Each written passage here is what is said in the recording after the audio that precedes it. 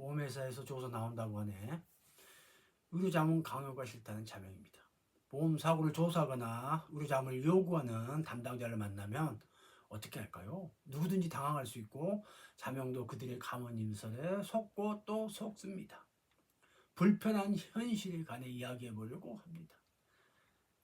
실사 담당자들과의 만남, 지렁이도 밟으면 꿈틀거립니다.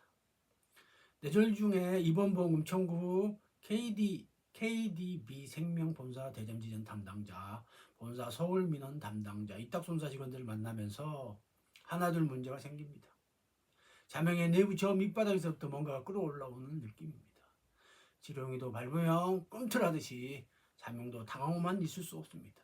내가 지금 할 수 있는 일, 구체적으로 무엇을 어떻게 하면 될까? 보험업법이나 문제가 되는 보험 약관의 의료조항 등을 정면 돌파하면서 실사 담당자의 만항에 가까운 언행들을 곱씹게 됩니다. 보험 청구 후 만남. 실사 담당자가 병실로 찾아가겠다 하니 수익자가 자명선사에게 전화합니다. 이번에도 혼자서 만나지 마시고 저번처럼 합의서 등에 서명하면 곤란해질 수 있으니 제 사무실 함께 오시라고 요청합니다. 약속이 정해지고 그 수익자 실사담당자가 순차적으로 제 사무실로 들어옵니다. 일단 주모선사에게 진로 기록 열람 복사는 협조합니다.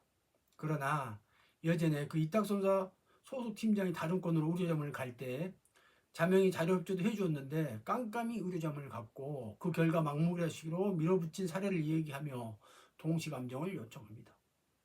그랬더니 K땡땡 본사 담당 이땡우 대리에게 자명선서가 똑같은 것으로 두 번 당하면 바보가 될 수 있으니 이번에는 전화해서 깜깜이가 아닌 동시감정을 재요청했더니 다른 이탁선사의 직원이 그걸 변경되고 그 사람이 나옵니다.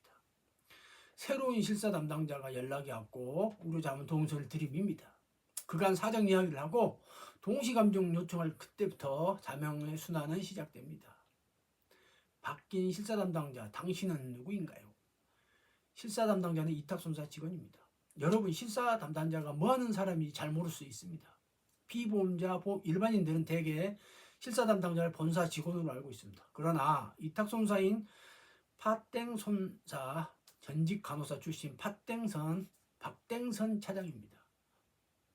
보험회사 본사의 직원인지 아니면 자회사나 이탁손사의 직원인지 보통은 보험회사의 본사 직원은 나오지 않기 때문에 주로 실사 담당자는 보험회사로부터 업무를 위탁받은 자회사나 손해사정업체의 직원이 나옵니다.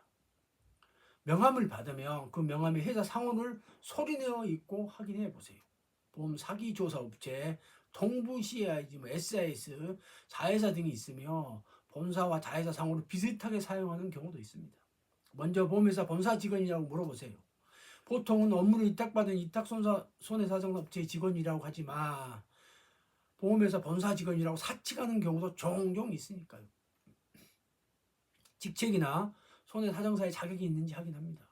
명함을 보면 손해사정사 자격증 유무를 표시하거든요. 자격증이 없는 경우에는 손해사정부, 손해사정팀, 손해사정센터 비스무리하게 쓰여져 있는데 그것만 보고도 일반인은 손사 자격증이 있는 사람을 착각하기도 합니다.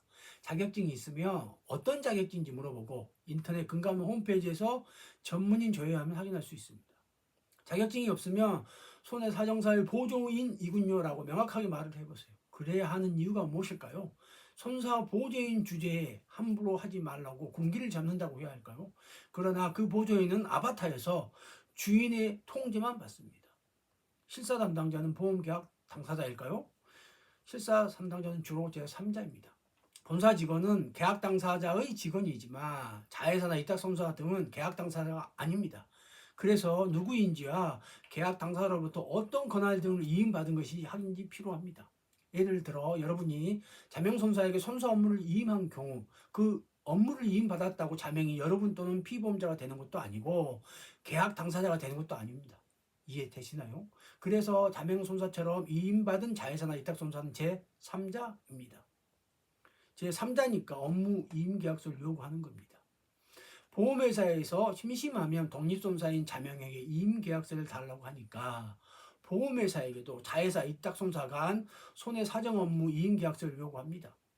독립손사에게만 요구하고 이탁손사는 안 된다고 하면 불공평하니까 계약 당사자인 여러분도 똑같이 위탁송사 등과 어떤 내용으로 계약하는지 확인할 권리가 있습니다.